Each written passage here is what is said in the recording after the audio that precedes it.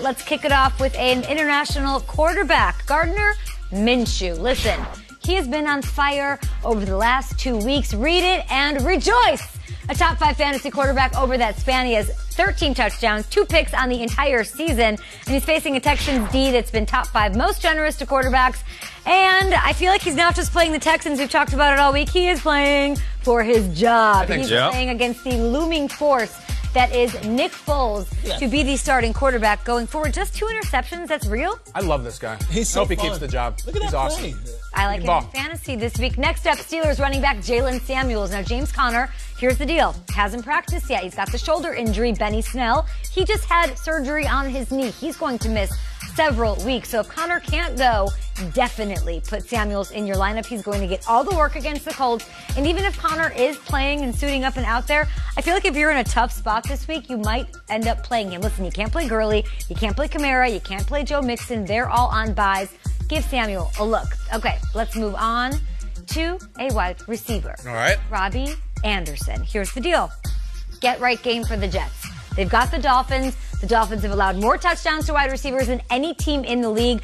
I feel like this matchup mitigates Anderson's boomer bust factor. One day he'll have a great game. He's good for that deep play, big play, lots of numbers, chunk plays, and then you get nada the next week. This Dolphins matchup is perfect because they give up big play after big play, and they did it to the Steelers passing attack. We all saw it on Monday Night Football. So Robbie, I think, breaks a couple of big ones and has himself a fantasy day Sunday.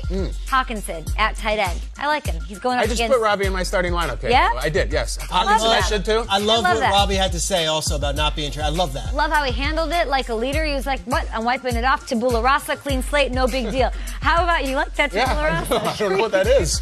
Look it up. Sounds It's a cool. thing. All right, I will. Okay. Tabula I rasa. think it's Latin. T-A-B-U-L-A. I'm on it. I'm banging it. DJ Hawkinson is going up against the Raiders this week, and in my opinion, one of the most reliable fantasy football trends is what a team does against tight ends. Last night, I said on the Amazon show, NFL Next, Kittle's going to go off, not because he's the best tight end in the league right now, but also because the Cardinals struggle against tight end. He had a monster night. Listen, the Raiders, same sort of thing. They've given up 5 touchdowns to tight ends over the last 4 weeks. Stafford, as we talked about on the show, has been on fire. I think TJ Hawkinson finds the end zone in this one. I would actually bank this above all other things that I'm saying right now. One last one for you. A defense, as always, to stream.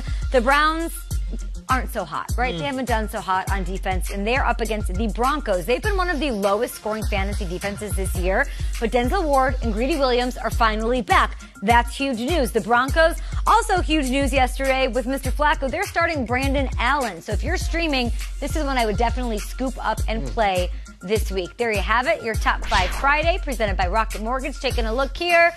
Gardner Minshew at quarterback, Jaylen Samuels. You need wide receivers. There's a lot that are out. You can't guard Mike. Adams, tabula rasa. Latin translates to clean slate. That's what they have. It's a real thing.